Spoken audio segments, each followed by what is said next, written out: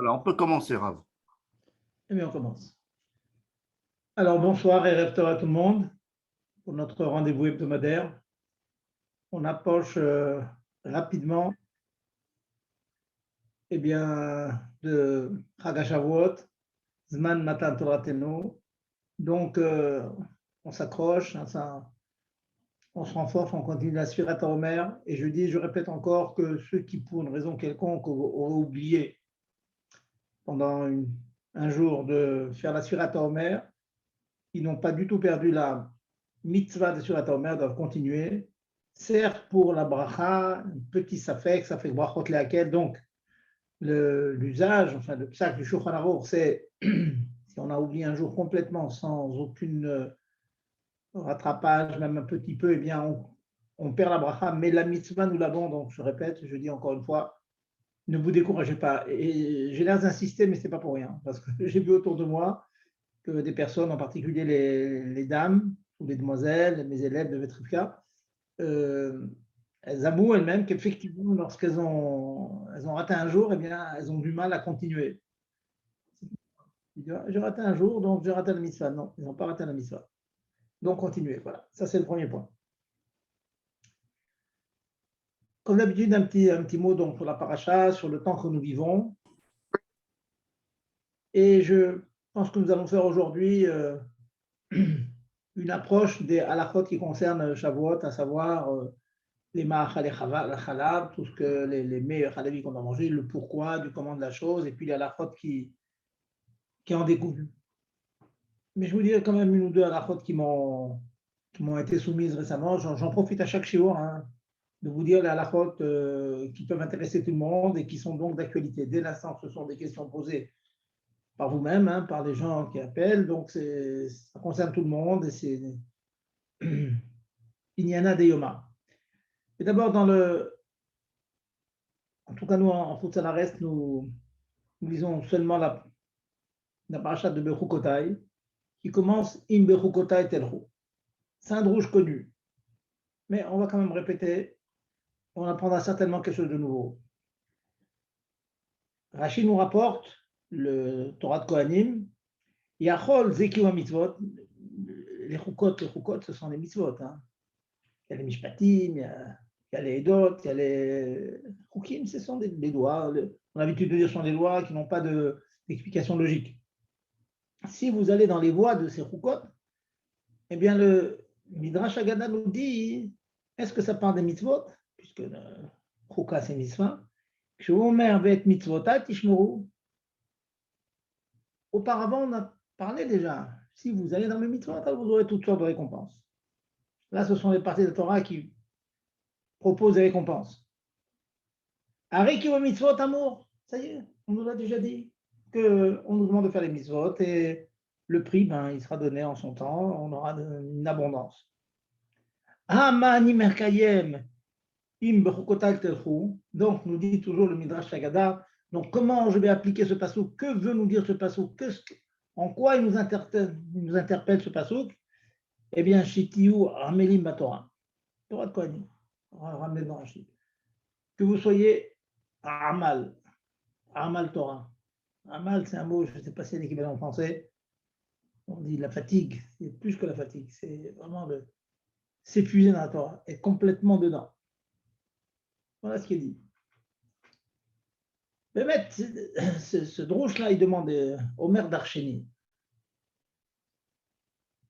Donc, ça veut dire le limud à Torah. Tu as amené une Torah avec un vrai investissement. Mais où voit-on dans ce passouk qu'on nous parle de la Hamelut de la Torah, de l'investissement total, définitif, vraiment tout.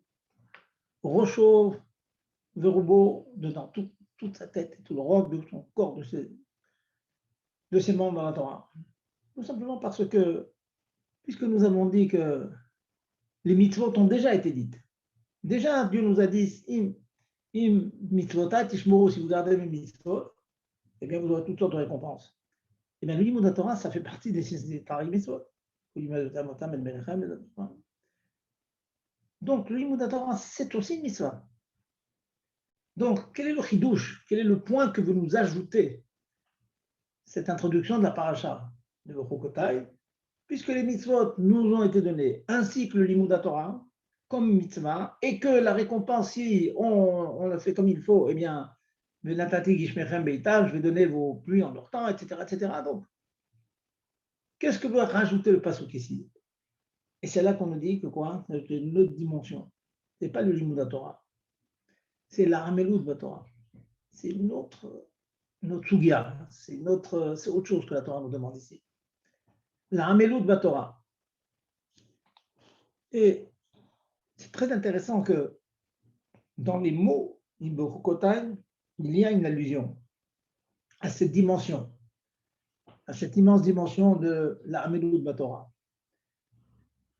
Dans l'Ikouté Torah, le Mourazaken nous rapporte un concept connu peut-être pour certains, mais beaucoup développé dans l'Ikouté Torah, qu'il y a deux manières d'inscrire une écriture sur un support. La manière traditionnelle, c'est d'avoir un claf, des pots. De nos jours, c'est du papier.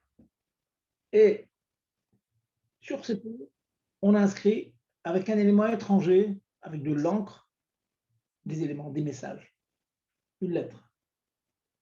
Mais si on regarde bien, on reçoit la lettre, on reçoit deux éléments. On reçoit le support et on reçoit l'écriture qui est dessus, l'encre qui est dessus. C'est vrai que grâce à cela, on a donné un support à la pensée. Un auteur qui a une pensée puissante, il arrive quelquefois à la descendre dans des mots. Il le met, on le dit, en français, on dit l'expression, on le couche sur du papier. Mais les mots incarnés par cette encre restent indépendants du support. La preuve, je prends une lame, je gratte, je peux séparer l'encre et donc l'idée, donc le moussag, le concept que je vais expliquer de son support. C'est déjà une première manière d'apprendre la Torah. On apprend la Torah, on se rappelle, si on a disons une mémoire parfois pas forcément brillante, en répétant, on arrive à se rappeler un certain nombre de choses. Mais il se peut que ces messages qu'on apprend de la Torah, aussi bien au niveau des halachot, aussi bien au niveau des éléments du tikkun amidot, du travail profond que la Chassidut nous demande, certains cherchent dans le Moussa, tikkun amidot, de manière profonde, comprendre qu'est-ce que c'est que la gava, l'orgueil, comprendre qu'est-ce que c'est que la jalousie de manière profonde. Un travail profond que l'on peut faire. Mais elle peut rester au premier niveau. Ça veut dire on a mis, si j'ose dire, des couches sur la personne, une personne, et puis on a mis une couche de bonnes choses. À l'école, il fut un temps malheureusement à l'école de la République, ça ne se fait plus, on apprenait l'instruction civique. Ça faisait une génération de gens, on va dire, bien éduqués. Et bien éduqués. Ils savaient se tenir à table, ils savaient faire attention. J'entends certains qui disent la médisance, c'est pas joli de faire de la médisance, de dire sur un femme. Les bonnes midotes, ça existe. Même génération, ça existe. Mais la personne reste la personne, et les belles idées, les concepts restent les concepts. Au même titre qu'une écriture, une encre sur un papier, sur un support, ça reste quand même deux choses différentes, même qu'on peut les coller. On peut faire un travail, soit collé. Alvaï, qu'on soit tous, qu'on connaisse tous la Torah comme il faut, comme une Torah écrite sur un claf, comme une encre inscrite sur un claf, qu'on pourrait éventuellement effacer, mais qui a déjà été imprimée et qui est en nous quand même. Mourazaken nous dit que le passouk là en question, sur la première, pour Amelim Batorah, c'est une autre dimension dans le Limud Torah. Dans la mitzvah Limud Torah, il y en a tout le monde, hommes, femmes. Il y a une dimension qui s'appelle Amelut.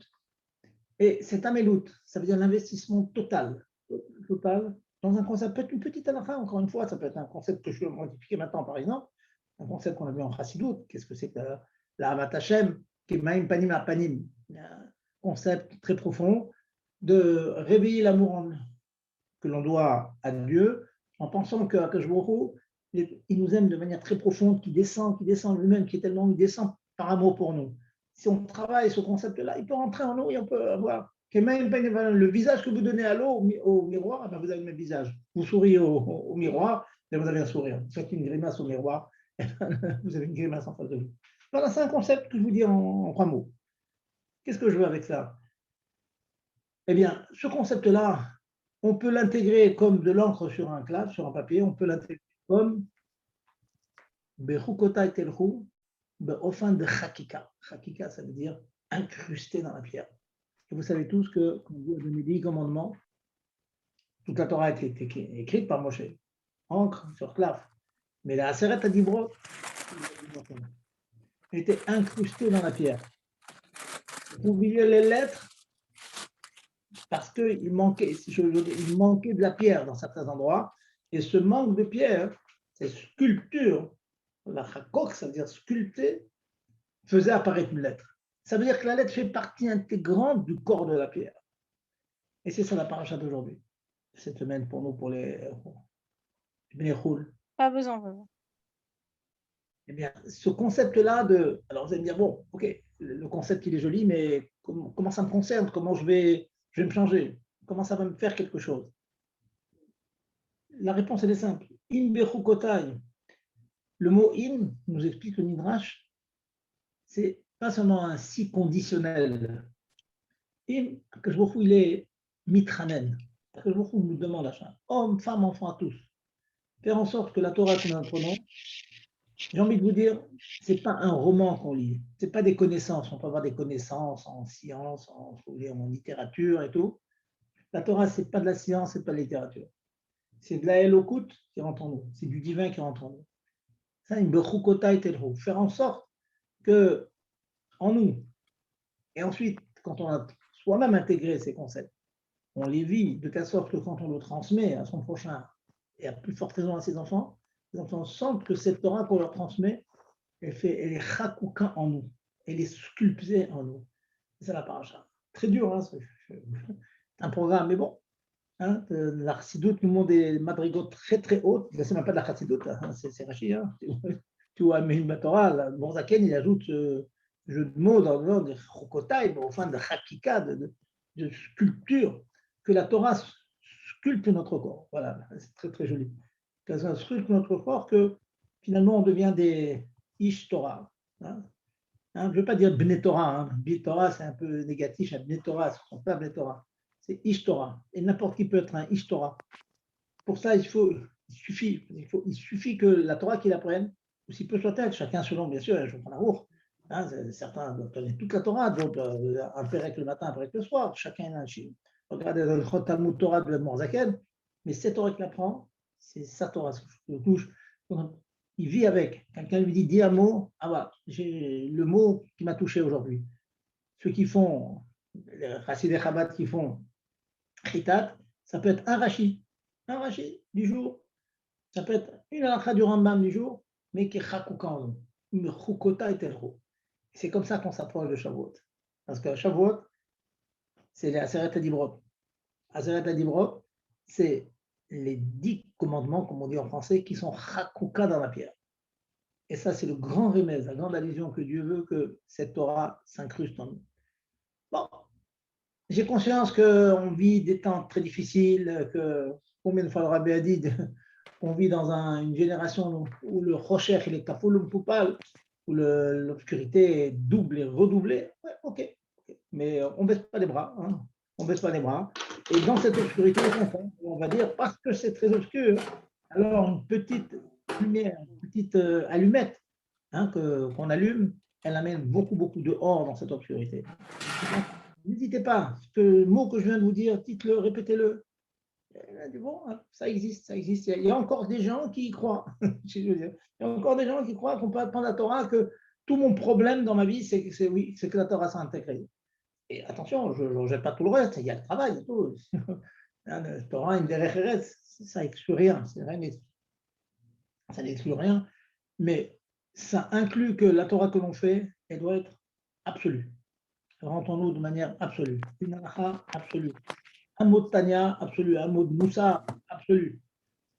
Un Rashi, voilà, comme celui-là, c'est un Rashi fabuleux. C'est un Rashi qui rapporte le Midrash, hein, il ne l'a pas inventé. Le Chukotai, c'est Amelut Batora, parce que c'est la Amelut, c'est la fatigue.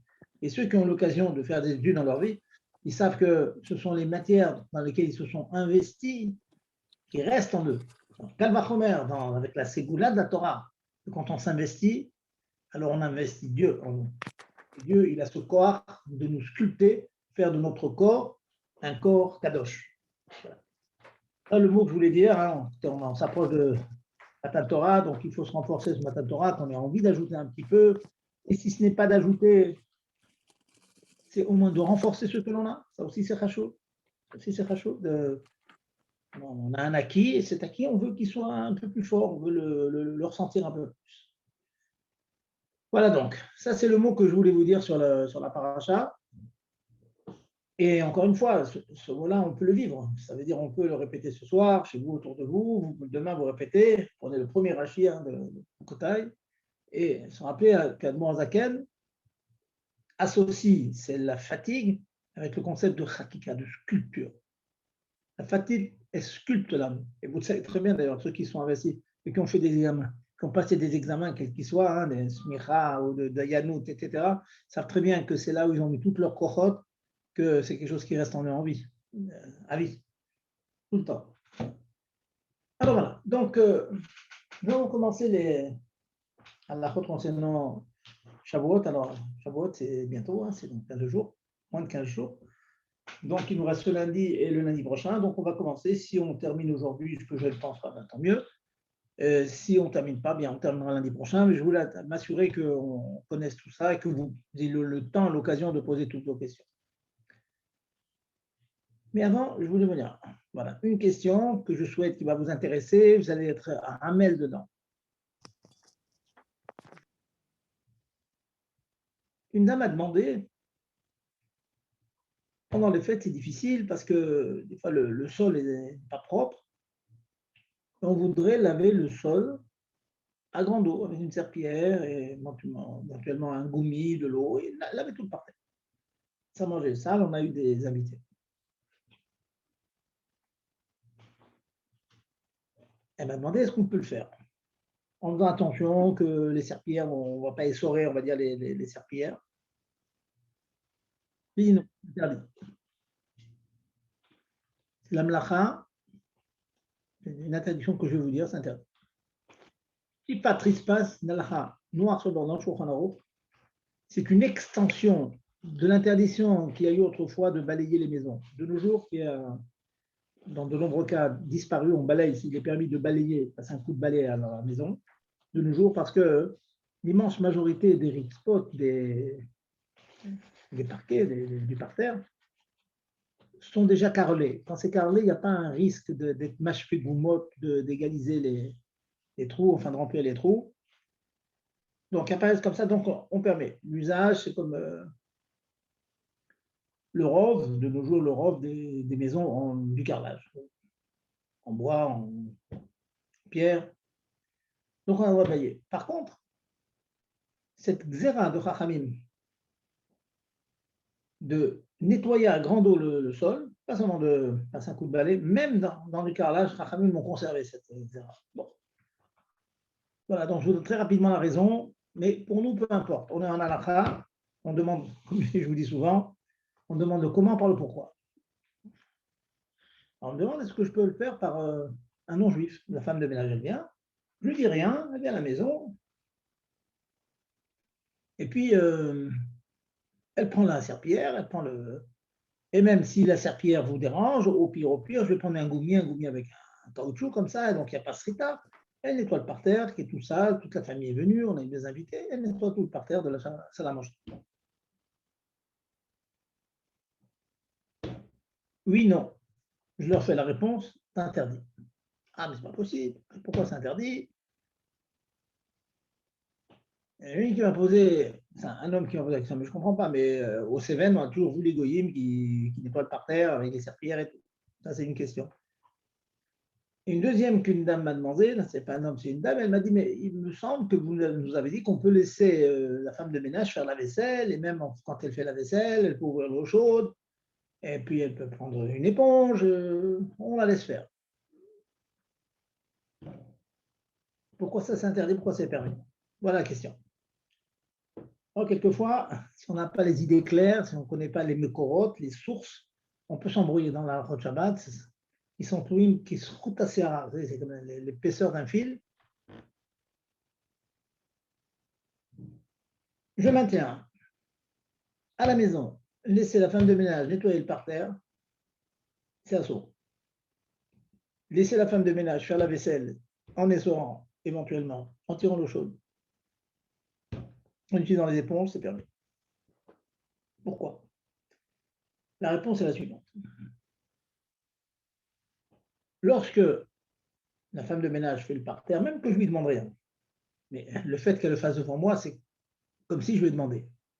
On le fait pour moi, dans mon intérêt. Shtifat ritzpa, laver à grande eau le sol, c'est un issour de Rabbanan. Rachamim ont interdit. Je vous ai dit, c'est une extension de l'interdiction de balayer, etc. Même que balayer, on ne l'a plus, mais nettoyer à grande eau le parterre, c'est une interdiction de Rabbanan qui est restée, qui est marquée dans le Shulchan Aruch. Donc, ça, c'est une Rabbanan.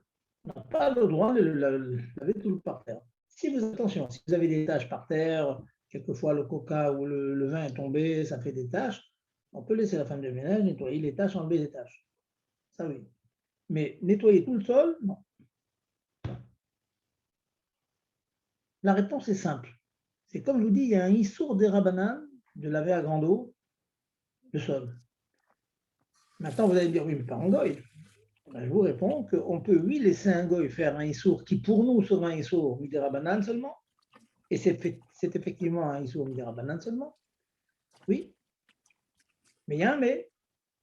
C'est ce que l'on appelle, que je pense vous avoir dit à plusieurs reprises, d'ailleurs, je me réserve le droit, comme je vous ai dit la semaine passée, peut-être après Shabbat, on va commencer un cycle des Ilchot Shabbat, on va tout reprendre à zéro, en commençant par les introductions, tous les klalim de Shabbat, et puis en prenant toutes les mlachot. Ça va être une révision. Et comme vous savez très bien, Chazorba et Chazorba, c'est en révisant on permet de rafraîchir la mémoire et toujours en apprendre du nouveau. Donc, je disais, demander à la Goyane de nettoyer le parterre, c'est ce qu'on appelait Shvut des Shvut. Shvut égale Issour des Rabbanan. Demander à un non-juif de faire une mlacha, c'est un Issour des Rabbanan. Et en plus, c'est un double des Rabbanan. Si j'ose dire, c'est un des Rabbanan au carré. Pourquoi? Parce que ce que je lui demande à ce goy, c'est de faire un Issour des Rabbanan, à savoir passer de l'eau, nettoyer le parterre. Mais cela n'est permis que les Torah mitzvah, pour le plan d'une mitzvah. Or, je ne vais pas être mitvaker avec certaines femmes qui m'affirment que c'est une mitzvah d'avoir le sol propre. Bon, je veux bien l'admettre, mais ce n'est pas une mitzvah. C'est bien, ça rassure, c'est bien, c'est joli. Alors, vous me demandez, je réponds à l'autre question. Au Cévennes et dans certains endroits, on laisse le goy nettoyer le parterre. Oui, parce que à la choule, avoir le sol propre, c'est oui une mitzvah. À la choule, il y a une inane de Betamigdash. Si vous avez un papier qui traîne à la choule et vous ramassez le papier, vous mettez à la poubelle, vous faites une mitzvah. La choule doit être propre. N'ayez pas peur, j'espère que vous n'avez pas de problème de dos. Baissez-vous, la main c'est comme ça au Cévennes, le rabbi s'est baissé lui-même pour ramasser un papier, alors ça, il change précipité pour pas que le rabbi se fatigue. C'est levé, il a donné l'exemple. C'est une mitzvah de nettoyer le parterre. Donc à la choule, qu'un goy passe une serpillière, c'est permis. C'est shvut des shvut. Le goy, c'est des rabbanan. Passer la serpillière, c'est des rabbanan, double des rabbanan. Pour les besoins du kvod à Bet Knesset, qui va d'aille, certainement, c'est une mitzvah, c'est permis. À la maison, je dis non. Alors, il y en a qui veulent mitvaker, oui, mais moi, c'est ma maison, c'est un bête rabat, il y a du monde qui vient. Ok. Alors, j'ai envie de vous dire, c'est au cas par cas. Si votre maison, c'est un bête rabat et qu'il y a toujours 50 personnes et que vous faites des minyanim là-bas, on va réfléchir peut-être que vous allez rentrer dans la Agdara, dans le niveau que ça s'appelle une mitzvah que le parterre soit propre. Ok, on va réfléchir là-dessus. Mais dans l'immense majorité, ok, le parterre est un peu ça. Puis Shabbat, à la fin de Shabbat, on va nettoyer, c'est tout. Donc, on passe pas. Je continue mon raisonnement. Alors on dit, mais vous avez permis que la femme de ménage elle lave la vaisselle avec les éponges et tout. Je réponds tout simple. Laver la vaisselle, contrairement à nettoyer le parterre avec de l'eau, c'est permis. Si je demande à un enfant, un de mes enfants, passe un coup de serpillière par terre, je lui demande de faire un issour. Quelque chose s'interdit dans le Shulchan Aruch. Si je lui demande de faire la vaisselle, les mots faire la vaisselle, ce ne sont pas des mots de issour. Faire la vaisselle, c'est permis. Faire la vaisselle égale nettoyer des ustensiles. Nettoyer des ustensiles, c'est permis. Donc la chose que je demande à la femme de ménage, c'est une chose permise. Ah, vous allez me rétorquer, ah non, non, pas du tout, on sait très bien, elle va allumer la cuisine, elle va me sortir de l'eau chaude, elle va utiliser des éponges, etc., etc. Oui, oui. Ça veut dire que moi, je lui demande quelque chose qui est en soi permis, et la preuve, c'est quand elle n'est pas là, je demande aux enfants, les enfants ils le font, mais ils le font avec des brosses, et ils le font avec de l'eau froide ou de l'eau tiède, et ils le font sans tirer l'eau du cumulus, ainsi de suite. Mais quand là, je demande à la femme de ménage de nettoyer la vaisselle, cette chose qui est permise, si elle utilise des moyens illicites, si elle allume la lumière parce que c'est plus pratique pour elle, et si elle prend l'eau du cumulus parce que c'est mieux pour elle, donc c'est elle qui décide la manière dont elle va faire la chose qui est permise. C'est une chose permise. Si maintenant elle la fait de manière interdite, c'est plus mon problème. Ça, vous devez comprendre. Si je demande quelque chose qui est permis, qu'elle le fasse de manière interdite, qu'elle fasse des issourim, des choses qui sont assourds pour nous, pour arriver à ce but-là, il n'y a aucun problème. Je peux vous prendre 1000 exemples. Je lui demande, d'amener des chaises autour de la table. Voilà, on est dans la chambre. On est ici, là, on est dans la chambre. On est dans la salle à manger. Je lui demande, mets les chaises autour de la table. Elle a une lubie comme ça. Ça l'amuse. Chaque chaise, avant de la mettre autour de la table, elle fait un tour dehors dans la rue pour prendre l'air. Après, elle le met autour de la table. Voilà. C'est quelque chose de complètement farfelu. Je ne vais pas dire, étant donné que je sais que la femme de ménage, elle va sortir dans la rue pour ranger la chaise, ça va être interdit. C'est elle qui a décidé, de manière farfelue, de faire un tour dans la rue avec la chaise. Moi, je lui demande que ce soit permis, à savoir prendre la chaise, qui sont un peu éparpillées dans la salle à manger, de mettre autour de la table. C'est tout simple, mais une fois qu'on a compris le principe, alors on peut les appliquer. Tant qu'on n'a pas compris, difficile à appliquer. Voilà. Alors, je vais écouter vos questions pour voir si tout le monde a compris ce que je viens d'expliquer. Allez, Gérard, tous les février, mesdames, n'hésitez pas, ne soyez pas timides, posez vos questions. Grave Zerbi. Oui. Ouais, bonsoir. Donc, on a bien compris que le issour de passer la serpillière, c'est pas tellement pour le Inyan de Srita, mais c'est surtout pour le Inyan de balayer, en fait. C'est parce que c'est comme balayer. Voilà, c'est un balayage interdit, parce que le balayage de nos jours, ce qu'on appelle balayage avec un balai, c'est permis de nos jours, parce que tous les ritzvot sont carrelés.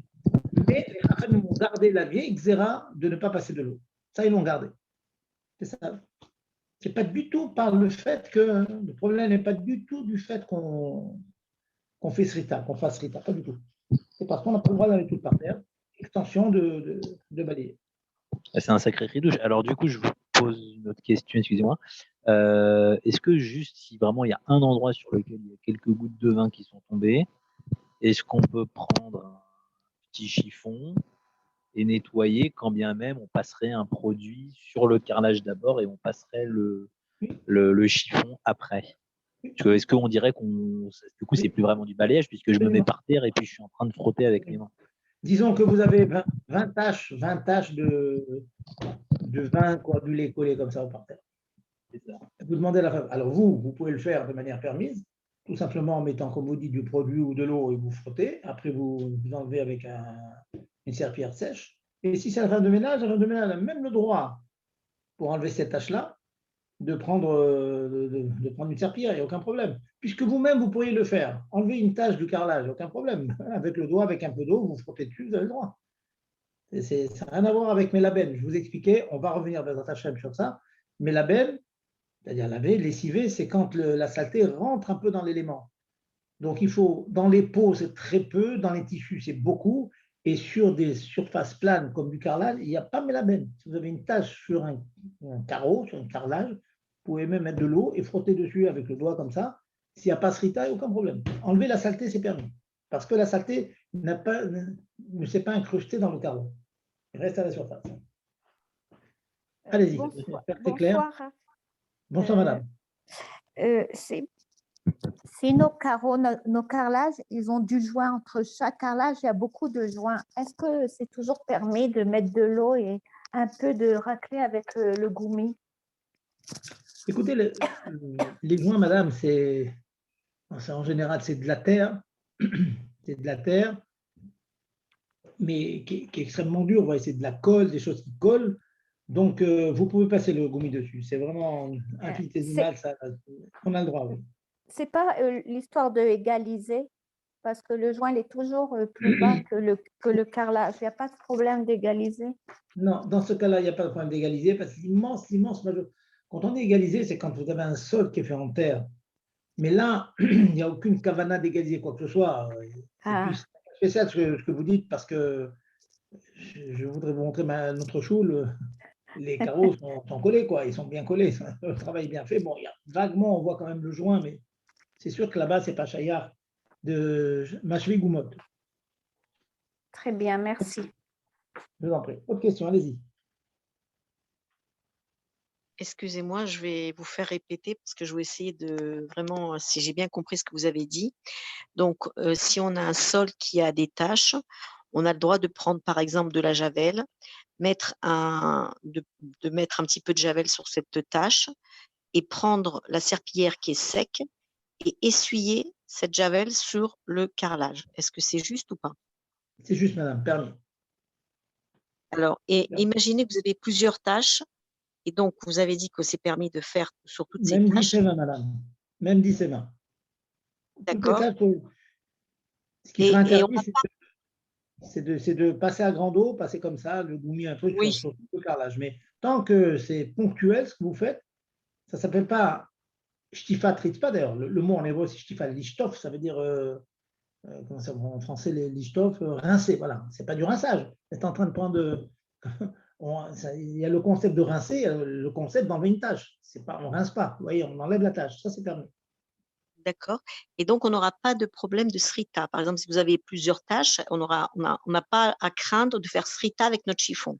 Je dis pas, non, je ne dis pas qu'il n'y a pas à craindre. Je dis que si vous prenez un chiffon sec, vous enlevez la javel, il n'y a pas de problème. Maintenant, imaginez, madame, que je vous en fais 10 ou 15, comme une serviette avec laquelle vous avez envie de sécher votre vaisselle. Des fois, on la laisse sur le séchoir, mais des fois, on a envie de sécher. Vous êtes bien d'accord qu'au bout d'un moment, votre serviette elle est complètement trempée. On ne peut plus l'utiliser. Même au migvé. Au migvé, quand on a des serviettes qui commencent à être utilisées par plusieurs personnes, elles sont très, très mouillées, on ne les utilise plus. Donc, il y a une agdara dans ça. Mais je vous rassure, avant que vraiment votre chiffon soit bien humecté, il n'y a pas ce rita. Et est-ce qu'on peut prendre le goumi, donc le balai goumi, et avec la serpillière, au lieu de se baisser et de prendre nos mains pour frotter, on prend le goumi, on met la serpillière dessus et on essuie comme ça la tâche? Oui, c'est technique, quoi, ce que vous me dites. Pourquoi pas? Faites attention, on s'entend, hein, il ne faut pas ruser. Il y en a qui vont ruser, avec la serpillière et le goumi, ils vont tout nettoyer le sol. Enfin, attention. Mais on s'entend, si vraiment votre cabana, c'est d'attaquer les tâches, c'est permis. D'accord, merci beaucoup. Rav, j'ai encore une question. Si par exemple on a renversé un verre entier de vin et la solution qui nous conviendrait, c'est de jeter un kéli d'eau sur ce vin et après de le ramasser à la pelle et au goumi. Est-ce qu'on peut faire ça? Bon, on va dire que c'est à peu près un huitième du salon, quoi, sur un huitième du salon. Tant que c'est sur du carrelage, on s'entend bien, pas sur une nappe, hein, madame? Ah oui. Non, sur le carrelage. En fait, vous utilisez cette eau, c'est très bien ça, c'est permis. C'est-à-dire, en fait, vous utilisez de l'eau pour qu'elle empêche le vin de s'agripper un peu plus au carrelage. Vous voyez, vous le diluez quelque part. C'est permis, ça, pas de problème. Il faut ajouter un peu d'eau. Oui. Merci. Je vous en prie. Bonsoir, Rav. Bonsoir. Utiliser une lingette pour nettoyer une tache dans le sol, on pourrait? Alors, là, vous me posez une question. sur laquelle je pense que vous n'avez pas dû beaucoup écouter mes shiurim ces derniers temps. Pour moi, Si, si, si, si. je fais une croisade contre la lingette. La lingette, c'est Oui. contre le pinceau. Pourquoi? C'est quoi la différence entre ce que je suis en train de dire aux dames et la lingette? Écoutez bien ce que les dames me disent. On met un peu de javel, on met un peu d'eau sur le vin. Elles ont toujours commencé par mettre le liquide pour diluer un peu, pour faciliter, pour décoller un petit peu la tâche du carrelage. Et ensuite, on prend une serviette sèche et puis on enlève l'humidité. La lingette, par définition, c'est un outil de travail qui a été fabriqué avec toutes sortes de produits dans lesquels on a mis un liquide et le but du jeu, c'est d'appliquer donc ce tissu, ce papier, etc., imbibé d'un liquide afin que le liquide sorte et en sortant, il nettoie.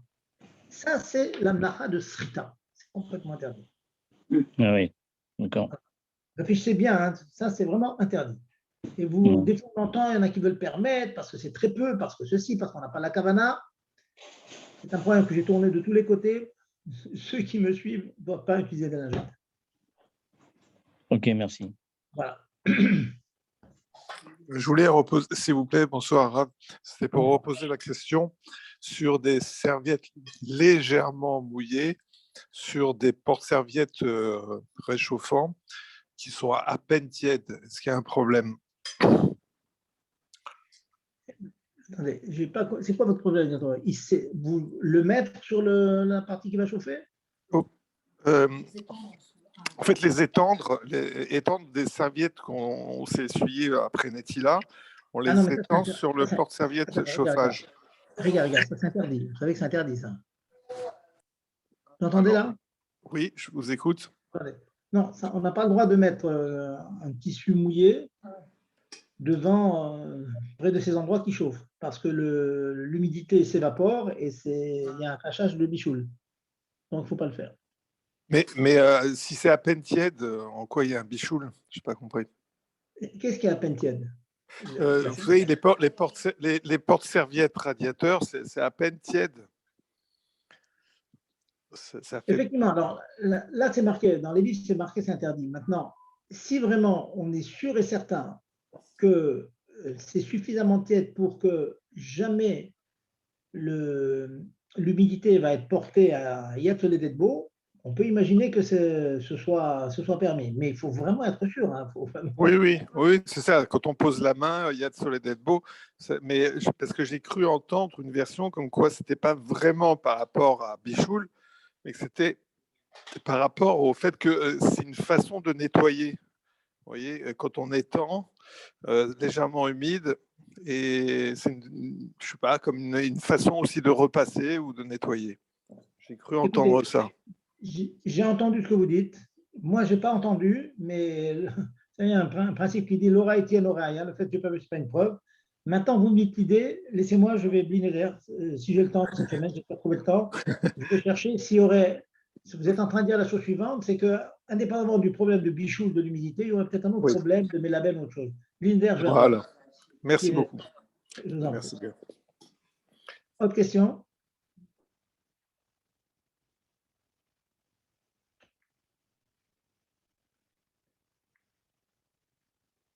Gérard? C'est avec nous? Moi, je suis là, mais on ne vous voit plus, là, Rav. Non, Gérard, je vous appelle parce que l'image a disparu. Oui, c'est que vous avez dû faire une mauvaise manœuvre. Alors, c'est ça. Dites-moi, Morgin, vous qui êtes un maître là-dessus, dites-moi qu'est-ce que je dois faire pour remettre l'image. Regardez, il doit y avoir une petite caméra, une vidéo en bas, barrée de rouge. C'est exactement ça qu'il faut faire. Caméra. Vous voyez, vous? Oui, vous non, pas encore. Appuyez sur, cliquez sur la caméra qui est en bas, Rav Zerbib. La caméra qui est en bas. C'est quoi? C'est un rectangle, votre caméra?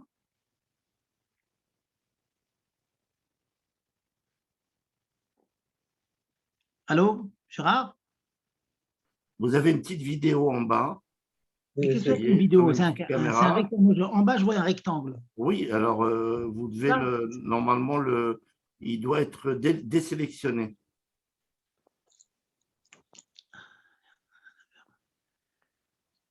rien à faire, désactiver. Très bien, C'est voilà. bon? Très bien. C'est Allez-y, bon? c'est bon, on vous voit. Non, c'est parti là, c'est reparti. Et là?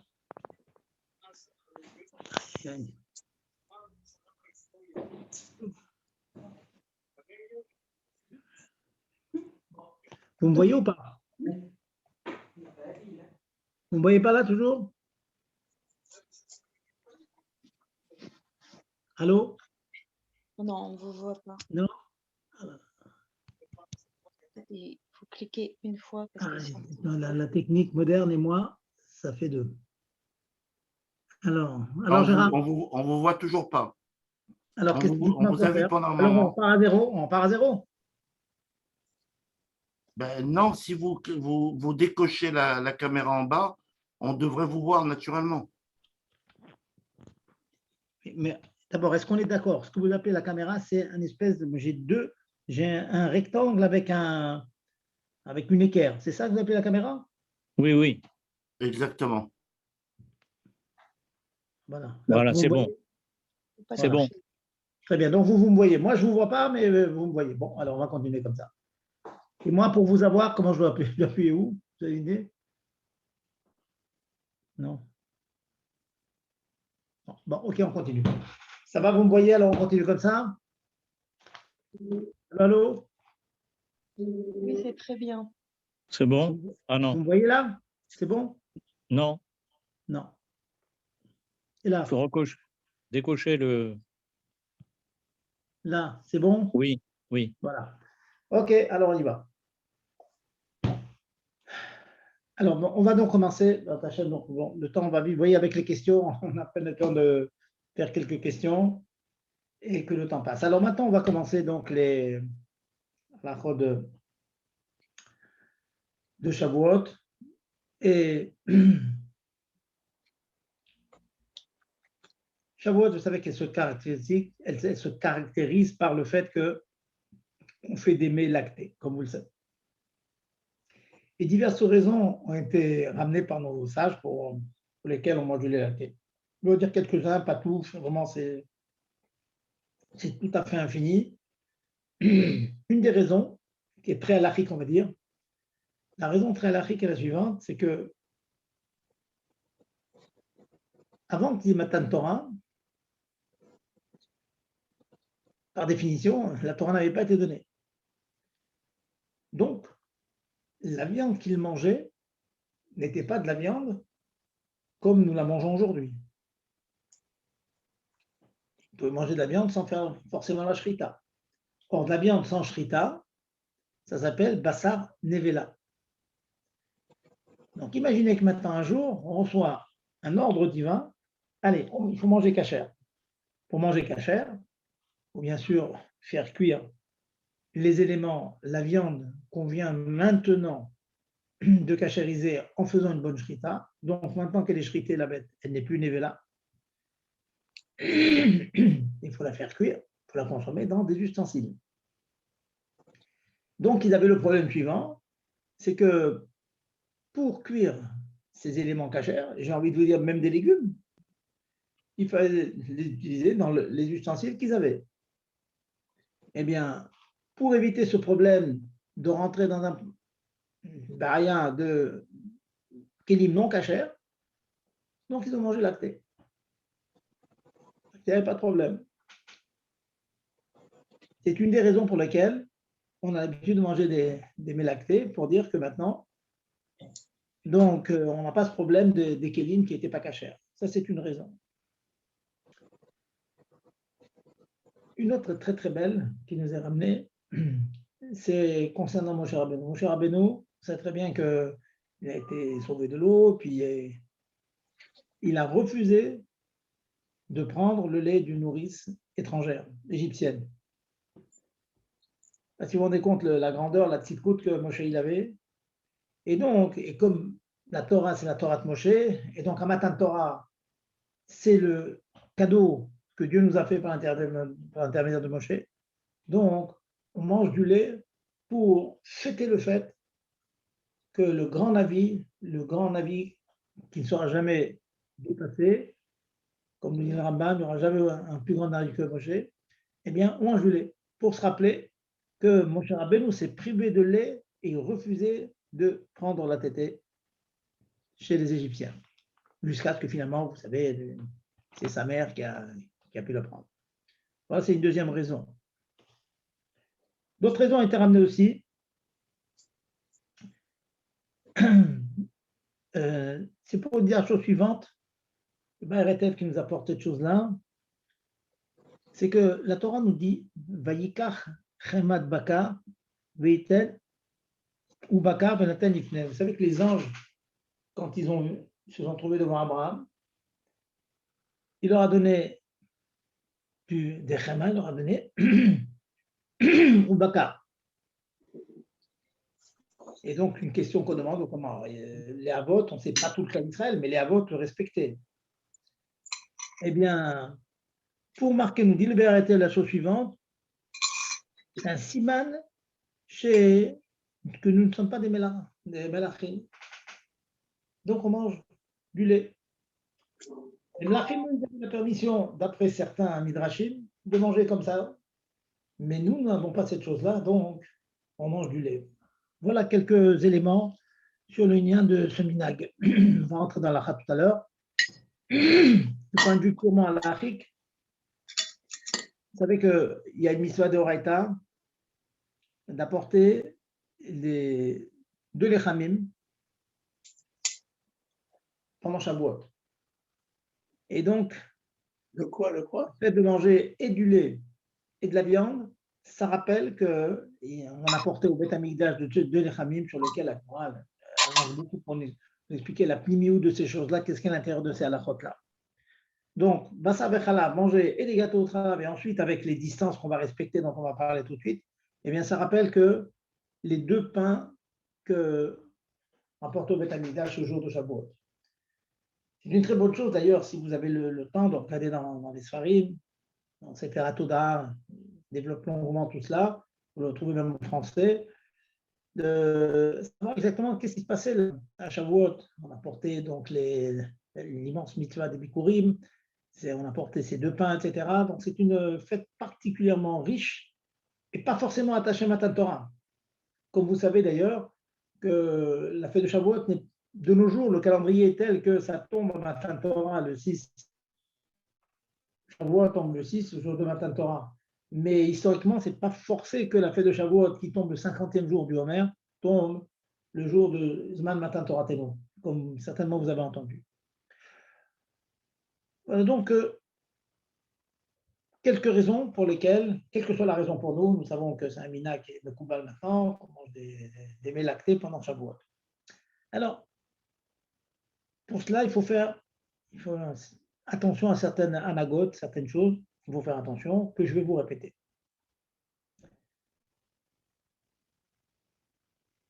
Le temps qu'il faut respecter entre Achilat Bassar et Achilat Halav, vous entendez partout qu'après la viande, on attend 6 heures. Sachez que c'est halakha qu'après la viande, on attend 6 heures pour manger le lait.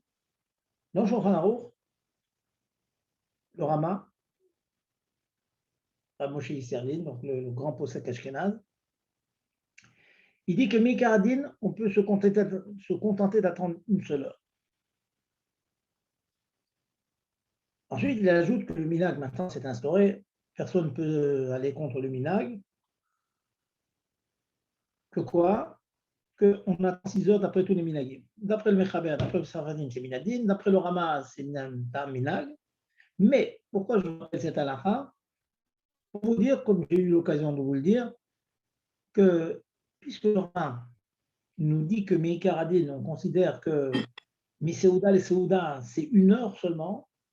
Et Behemet, il y a un makor dans le Zohar, Nishata Chada. Les mots de la Gemara, mais Seuda, les Seuda, d'une Seuda à l'autre, il faut attendre entre le lait et la viande. Ou la viande, d'abord et le lait après, c'est une Seuda, c'est Shata Chada.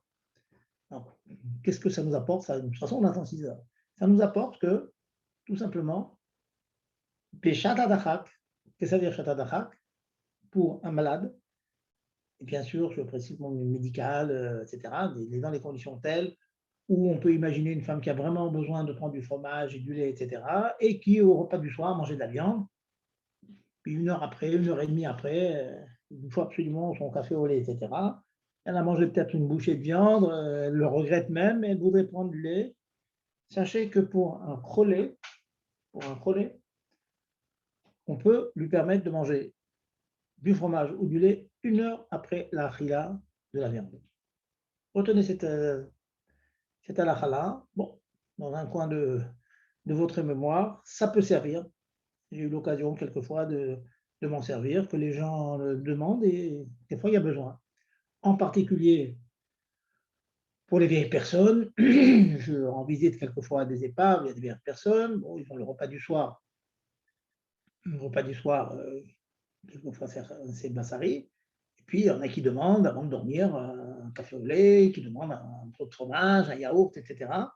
Ben, sachez que pour ces personnes, si on n'en est pas très souvent, elles sont faibles, de constitution faible, on peut leur permettre de manger du fromage ou de boire du lait bien avant les 6 heures de la consommation de la viande. Voilà.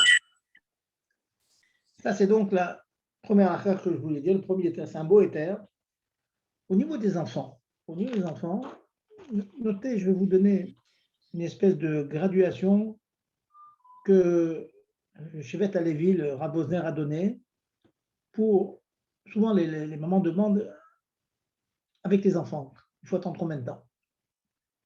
Alors je vais vous donner, celles qui ont un papier, c'est bien de prendre quelques notes. Jusqu'à 3 ans, on ne fait pas attention. Vous allez donner un peu de viande ou un jus de poulet à un enfant, un bébé, de moins de 3 ans, vous lui donnez un biberon de lait après, il n'y a pas de problème. Jusqu'à 3 ans, il n'y a pas de problème. De 3 à 5, il dit comme ça, si on peut, on attend 1 heure. De 3 à 5, si on peut. C'est bien qu'il est très médouillac, c'est-à-dire qu'il y a des cas où on ne peut pas. Alors, il a mangé avec tout le monde, un garçon qui a 4 ans, ou bien un petit peu moins de 5 ans, il a mangé de la viande, et puis il fait une histoire, il faut absolument son biberon. Jusqu'à 5 ans, on peut lui donner. Mais on est mishtadel, hein, c'est dit comme ça, de 3 à 5, on essaye de faire en sorte qu'il puisse attendre 1 heure. Donc c'est intéressant qu'entre 3 et 5, il prend le digne de Cholé dont on a parlé. Après 5, alors qu'est-ce qu'on fait après 5? Il dit comme ça.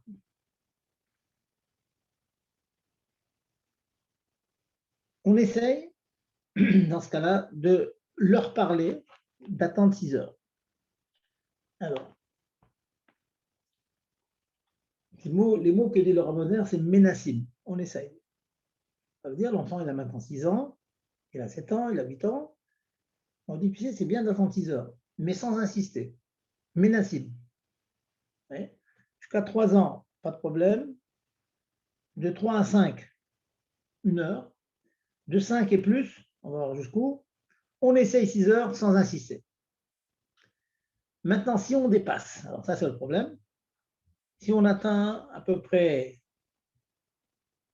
9 ans, là, ça devient un chiyuv de le faire attendre 6 heures, après 9 ans. Jusqu'à 9 ans, on essaye, de 5 à 9, on essaye, à partir de 9, c'est un chiyuv. Quand on est un chiyuv non plus, il y a des cas d'exception, quelquefois l'enfant est très faible, il est malade, etc. Donc on a toujours, n'oubliez jamais, c'est pour ça que j'ai commencé avec cette halakha, n'oubliez jamais que nous avons le éther pour un cholé, on peut attendre qu'1 heure seulement. Mais c'est bien de savoir qu'à partir de 9 ans, il rentre dans les catégories de personnes qui sont supposées attendre 6 heures. Donc ouais, moins de 3 ans, rien du tout. De 3 à 5, 1 heure. Après 5 jusqu'à 9, on essaye. À partir de 9, c'est obligatoire. Sachant que, n'oubliez jamais,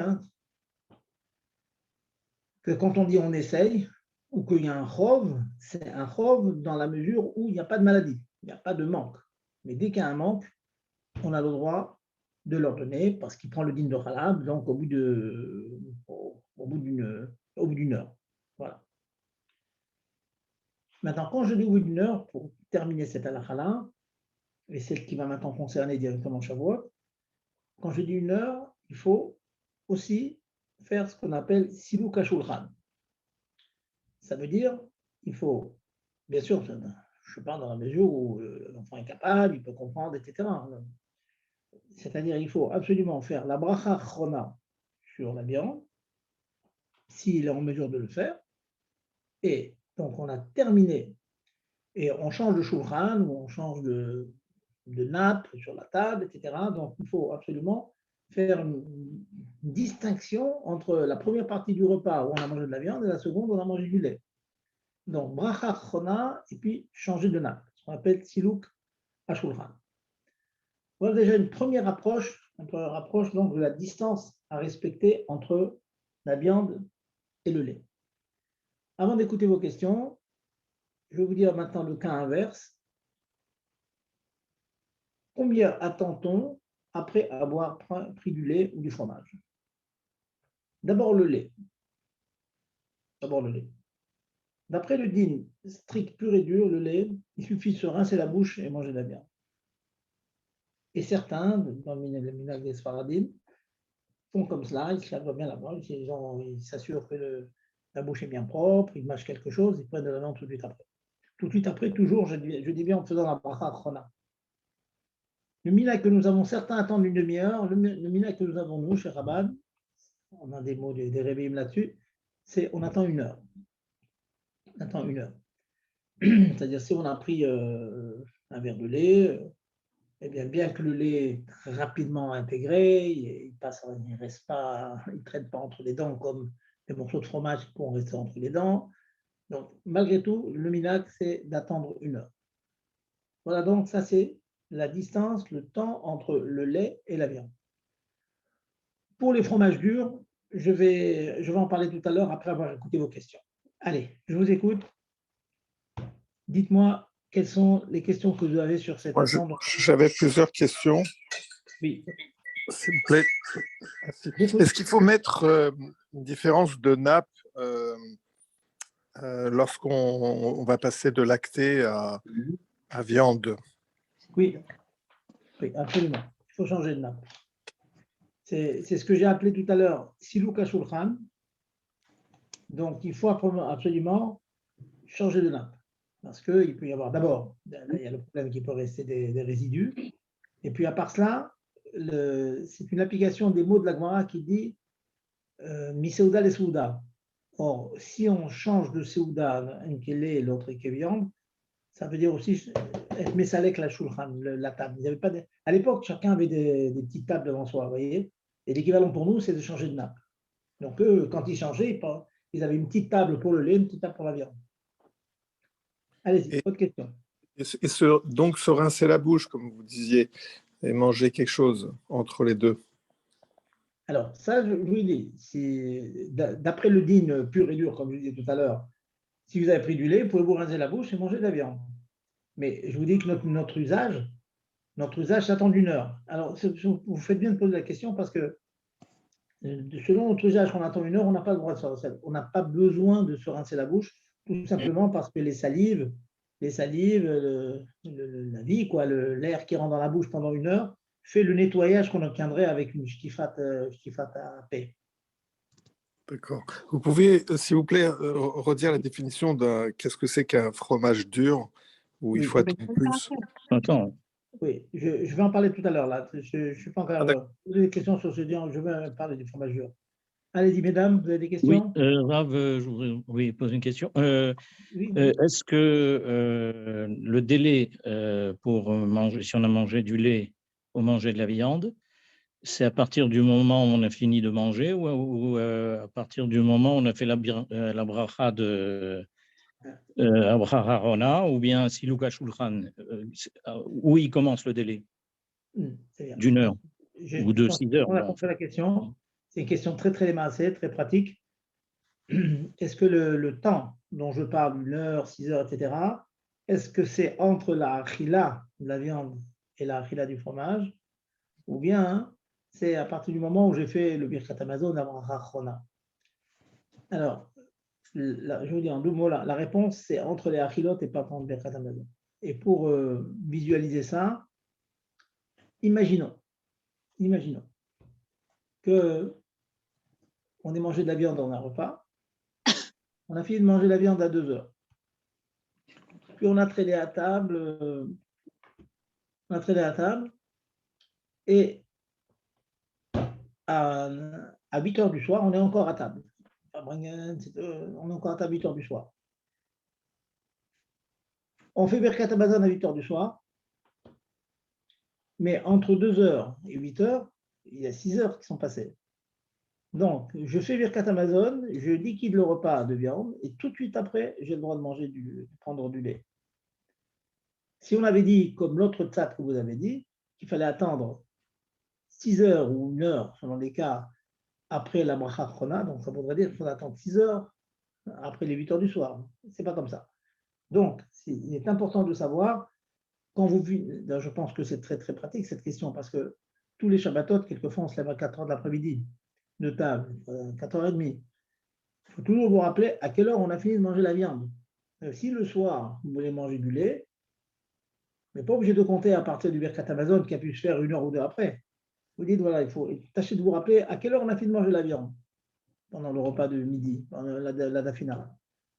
Donc, si vous avez fini à 2 heures d'après-midi, c'est super. 2 plus 6, ça fait 8. À 8 heures du soir, pour manger du lait déjà. C'est clair? Oui, oui. Voilà. Merci. Autre question? Excusez-moi, je voudrais revenir sur les raisons pour lesquelles on mange du lait pour Shavuot. La première que vous avez évoquée, c'est que vous avez dit ils devaient cachériser la vaisselle ou bien ils devaient faire la shrita, mais ils allaient recevoir la Torah, donc ils n'avaient pas encore reçu l'ordre de manger cachère. Dès qu'ils ont reçu, c'est dans la journée qu'ils ont reçu la Torah. Donc, disons qu'ils l'ont reçu à midi. Donc, dès qu'ils ont reçu, ça y est, c'est fini. Ils ne pouvaient plus utiliser le. Imaginez qu'ils avaient allez, je vais aller plus loin, des vêtements chatnez sur eux. Donc, à midi, ils reçoivent la Torah, toute la Torah Kula. Donc, c'est obligé d'enlever les vêtements chatnez. Ah, d'accord, donc on dit le prétexte, c'est qu'ils ont reçu, par exemple, le matin la Torah, donc Exactement. après, dans la journée, ils ont mangé le laitage. Voilà. Donc, comme ça, il n'y avait plus ce problème d'équilibre, etc. Exactement. C'est une des raisons qui est amenée. Mais elle est très, très compréhensible à la Rikman, cette raison-là. D'accord, merci. Autre question? Allez-y.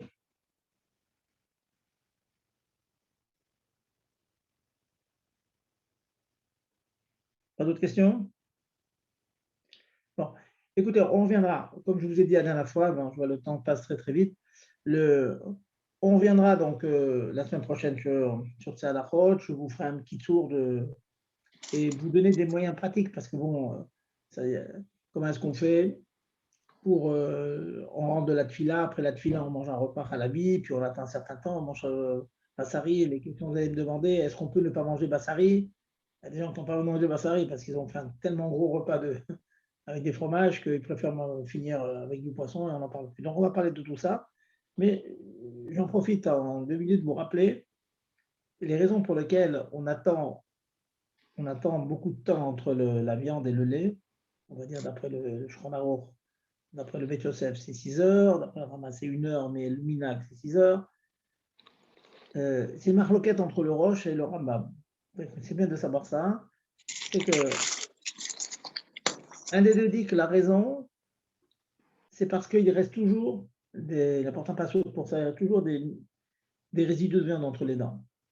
Et ces résidus de viande, c'est seulement au bout de 6 heures que même qu'ils sont toujours entre les dents, comme ça arrive, hein, quelquefois un petit morceau qui sort plusieurs heures après l'avoir consommé, il reste, on va dire, actif pendant 6 heures. Au bout de 6 heures, il a tellement été attaqué par les acides qui sont dans la salive qu'il n'y a pas de problème. D'ailleurs, j'en profite pour vous dire une question qui m'est souvent demandée.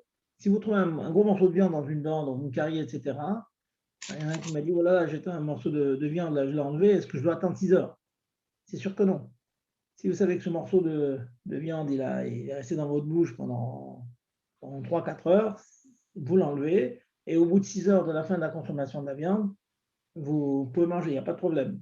Et même si vous ne l'avez enlevé qu'à la dernière minute, voilà, vous l'avez enlevé 6 heures après la fin du repas, on considère qu'il a été attaqué par les acides, donc on attend que 6 heures. Il y a une autre raison, c'est parce que la viande, c'est bien connu, elle est lourde dans l'estomac, et donc, si vous voulez, il y a des effluves de goût de viande qui peuvent venir dans la bouche et nous perturber le goût qu'il y a dans la bouche. Donc, si on va prendre, on va dire 2 heures après du lait, ce lait va être un peu entaché de ce goût de relent de viande qui vient. Et il y a ce qu'on appelle des nafkaminotes, il y a des différences qui vont sortir d'après les deux raisons, et ça, je laisse pour la semaine prochaine de Hachem. On va, les conséquences, par exemple, si une maman a goûté un petit peu de viande, pour le bébé, elle lui a mâché la viande, est-ce qu'elle a le droit quand même de lui donner après? On verra tout ça la semaine prochaine. Et n'hésitez pas, hein, messieurs et mesdames, hein, si vous avez des questions, de me laisser un message sur mon numéro, ou m'appeler. Bon, m'appeler, c'est plus compliqué, mais laissez-moi un message, je réponds toujours. Voilà, bonne soirée. Merci. Bonne soirée à tout le monde. Qu'on continue Bezat Hashem. On va se souhaiter qu'on fasse tous ensemble avec Mashiach Bezat Hashem. Amen. Ce Shavuot, Matan Torah, Mamash Now, Amen. Amen. Amen.